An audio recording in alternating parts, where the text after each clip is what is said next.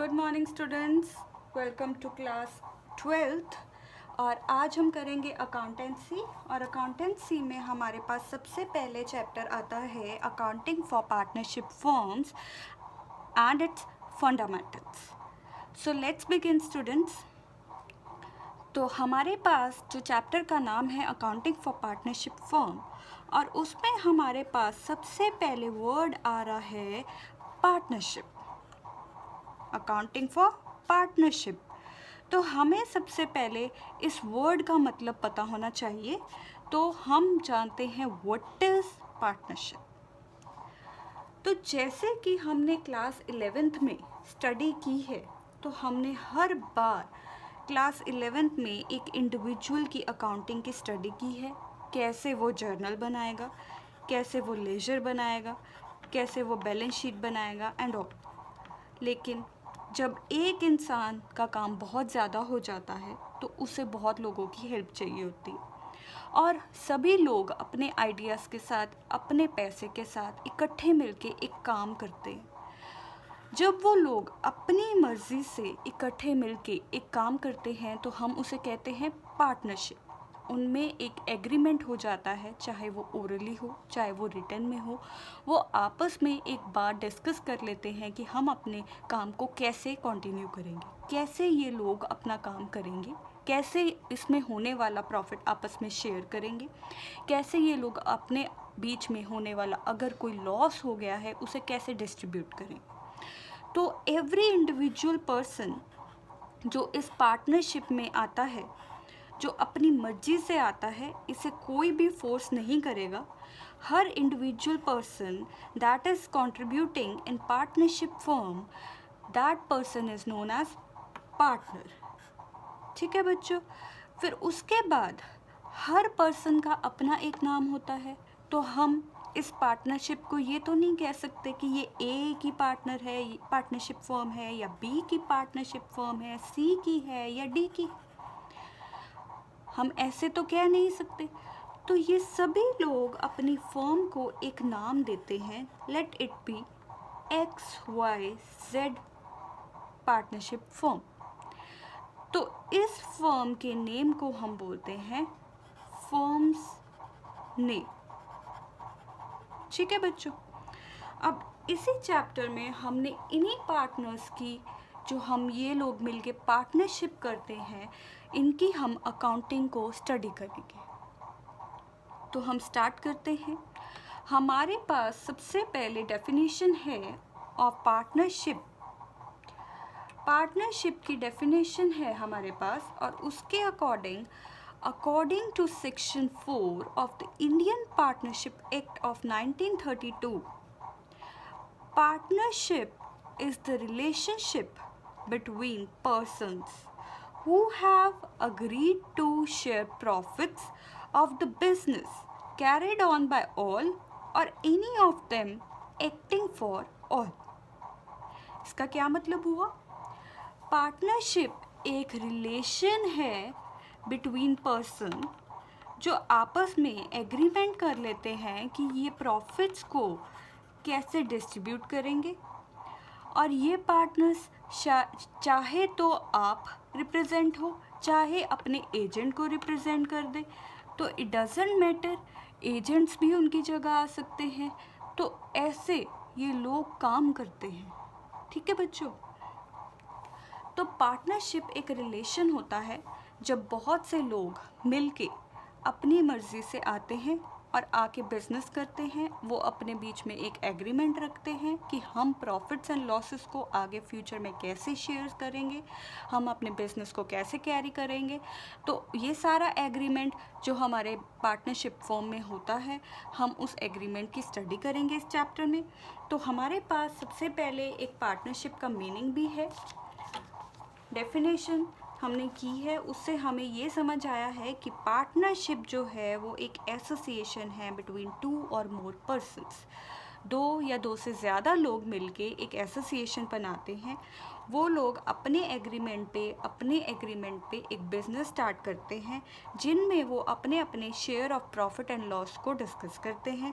वो पहले ही डिसाइड कर लेते हैं कौन कितना शेयर लेके आएगा और कैसे इनके प्रॉफिट एंड लॉसेस को डिस्ट्रीब्यूट किया जाएगा।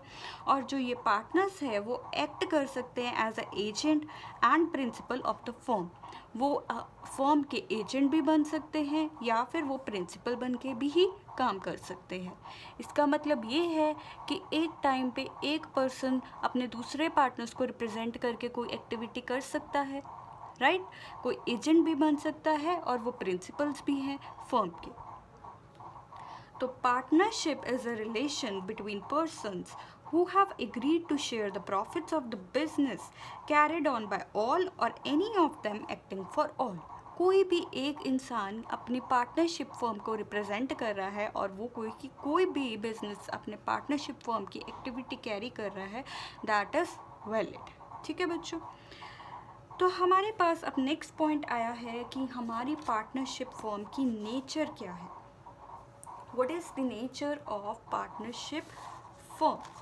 और ये पॉइंट बहुत ही इम्पॉर्टेंट है, हमें इसे हाईलाइट करना है। Nature of partnership.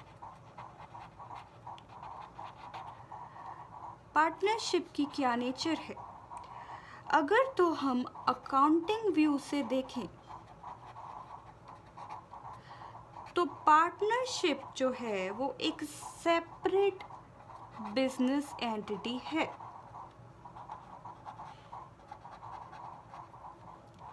बट अगर हम इसे लीगल पॉइंट ऑफ व्यू से देखें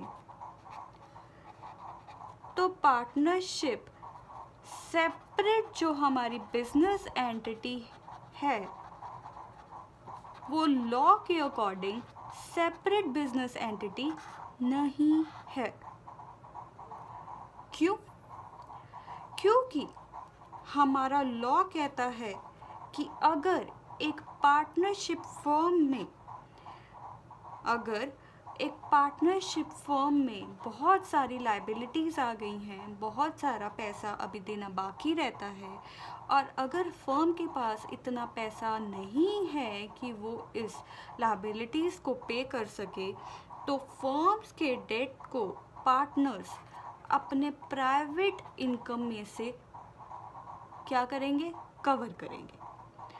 So it means that firm debts can be paid from the private assets of the partners if the firm is not able to pay its liability। अगर एक firm अपनी liabilities को meet नहीं कर पा रही है तो लीगल पॉइंट ऑफ व्यू से जो पार्टनर्स हैं उसके वो अपने प्राइवेट एसेट से फर्म की लायबिलिटी को पे करेंगे। ठीक है बच्चों, so this is a very important point. बहुत ही बार ये पॉइंट हमारे एग्जाम्स में आया है इन अवर स्मॉल शॉर्ट क्वेश्चंस। ठीक है बच्चों, अब नेक्स्ट पॉइंट हम करेंगे। नेक्स्ट टॉपिक हमारे पास है फीचर्स और attributes of partnership. So make a heading features of partnership. हमने देखा कि पार्टनरशिप क्या है हमारे पास, वो एक एसोसिएशन है ऑफ 2 और मोर पर्सन्स, राइट? तो ये हमारा एक फीचर बन गया है। पार्टनरशिप में हमारे पास 2 या 2 से ज़्यादा लोग होते हैं, तो यही हमारा सबसे पहला फीचर है। पार्टनरशिप इंक्लूड्स 2 और मोर पर्सन्स। तो इसमें पार्टनरशिप में मिनिमम जो हमारी लिमिट होती है वो 2 पर्सन्स की होती है और मैक्सिमम लिमिट जो होती है वो हमारी 50 पर्सन्स की होती है। सेकेंड मेन फीचर जो है हमारे पार्टनरशिप का वो क्या है, इसमें एक एग्रीमेंट होता है अमंग द पार्टनर्स। जो ये एग्रीमेंट है वो ओरल भी हो सकता है और it can be in written form. Next point जो है हमारा पार्टनरशिप का, कि हम जब भी पार्टनरशिप करेंगे तो उसमें हमारा जो बिज़नेस है वो लॉफुल बिज़नेस होना चाहिए। मतलब कि बिज़नेस जो है वो लीगल होना चाहिए। कोई भी हम इलीगल एक्टिविटी पार्टनरशिप फॉर्म में नहीं कर सकते। देन इसमें एक प्रॉपर एग्रीमेंट सेट होता है जिसमें हम प्रॉपरली अपने sharing of profits and loss को पहले से ही एग्रीमेंट कर लेते हैं। देन द लास्ट पॉइंट हमारे इसमें है फीचर में, बिजनेस जो है हमारे पार्टनरशिप का वो कोई भी कर सकता है, मतलब पार्टनर्स में से। Either business can be carried on by all या फिर एनी ऑफ देम जो उनको रिप्रेजेंट कर दे। तो ये हमारे इम्पॉर्टेंट फीचर्स हैं। इम्पॉर्टेंट फीचर्स के अकॉर्डिंग हमारे पास 5 इम्पॉर्टेंट फीचर्स हैं। ये हमारे शॉर्ट क्वेश्चन में आ सकता है। फीचर्स ऑफ पार्टनरशिप, जिसमें हमारे पास 2 और मोर पर्सन होने चाहिए। मिनिमम हमारे पास 2 पर्सन, मैक्सिमम 50 पर्सन। इसमें एक एग्रीमेंट होता है जो कि ओरल भी हो सकता है और हम इसे रिटन फॉर्म में भी कर सकते हैं। देन इसमें हमारे पास एक लॉफुल बिजनेस होना चाहिए, हमेशा एक लीगल एक्टिविटी होती है। नेक्स्ट, जब हम पार्टनरशिप करते हैं तो हम इसमें प्रॉपरली हमारे प्रॉफिट्स लॉसेस की शेयरिंग रेशियो डिस्क्राइब करते हैं।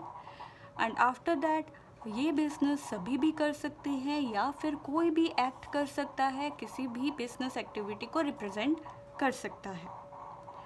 ठीक है बच्चों, अब after doing the features we have main important topic of rights of partners. What are the rights of partners? हम इसमें 7 मेन पॉइंट्स करेंगे। बुक में हमारे पास काफ़ी ज़्यादा पॉइंट्स हैं, लेकिन हम सिर्फ मेन पॉइंट्स करने वाले हैं। All those important points which are very very very important for your exams. तो हमारे पास ये 7 पॉइंट्स हैं। सबसे पहले जो ये पार्टनर्स होते हैं पार्टनरशिप फर्म के, इनके पास राइट होता है, ये पार्टिसिपेट कर सकते हैं in the management of the firm. Firm की मैनेजमेंट में ये पार्टिसिपेट कर सकते हैं। ये पार्टनर्स को हर बार अगर बिजनेस के कोई भी अफेयर्स के बारे में पूछना हो, बिजनेस की कोई भी एक्टिविटीज़ के बारे में पूछना हो, तो they are always consulted for any activity of the business. Then partners के पास एक राइट होता है कि ये हमारे बिजनेस की बुक्स ऑफ अकाउंट्स को इंस्पेक्ट कर सकते हैं। Inspection of books of accounts. Then partners के पास, हर एक पार्टनर्स के पास एक राइट होता है कि वो अपने प्रॉफिट एंड लॉस को अपनी एक एग्रीड रेशियो में दूसरे पार्टनर्स के साथ शेयर करें। Share profit and loss, profit और लॉस, या तो बिजनेस में प्रॉफिट होगा या लॉस होगा, in an agreed ratio. Then next point which is the very important point, जब एक पार्टनर, सपोज अगर एक पार्टनर बिजनेस को लोन दे रहा है तो उसे उस लोन के ऊपर इंटरेस्ट दिया जाता है एट द रेट 6%। अगर एक पार्टनर बिजनेस को लोन एडवांस कर रहा है। ठीक है बच्चों। देन हर एक पार्टनर के पास राइट है कि वो अपने एक प्रॉपर रीज़न के साथ बिजनेस में से रिटायर हो सकता है। नेक्स्ट पॉइंट जो बहुत ही ज़्यादा इम्पॉर्टेंट है, let first we write, partners have a right not to allow the admission of a new partner मतलब कि पार्टनर्स के पास एक बहुत ही बड़ी पावर होती है। सपोज कि अगर एक बिजनेस में 4 पार्टनर्स हैं एंड दे वांट कि एक नया पार्टनर इस बिजनेस में आए, तो अगर ये 3 लोग एग्रीड कर रहे हैं, 3 लोग चाहते हैं कि हमें इस पार्टनर को, ए पार्टनर को बिजनेस में लेके आना है, लेकिन दिस पार्टनर डजंट वांट कि ये ए पार्टनर हमारे बिजनेस में आए, हमारी फर्म का पार्ट बने, तो फर्म के पास कोई राइट नहीं है कि वो मेजॉरिटी बेसिस पे इस पार्टनर को अपने बिजनेस में लेके आ सके। तो ये बहुत ही इम्पॉर्टेंट पार्ट है, बहुत ही इम्पॉर्टेंट राइट है पार्टनर के पास कि अगर कोई भी पार्टनर नहीं चाहता कोई भी admission of a new partner, तो वो एडमिशन नहीं होगी। इट इज़ वेरी इम्पॉर्टेंट कि सभी all of the partners must agree to it. Only then we can admit a new partner. Majority basis पे कभी भी पार्टनर्स को एडमिट नहीं किया जा सकता। ठीक है बच्चों, तो let us revise rights of partners. The main 7 rights of partners. First is they have a right to participate in the management of the business. Then they are always consulted for the business. Then a partner can inspect the books of account. Then the next point is partners always share their profit and losses in an agreed ratio.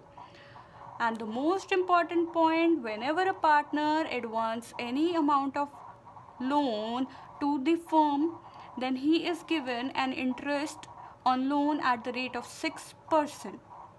Then any partner can retire from the firm by giving the valid reasons. And the next very important point is no new partner can be admitted in the partnership firm unless all the partners to the partnership firm agreed to it. Okay,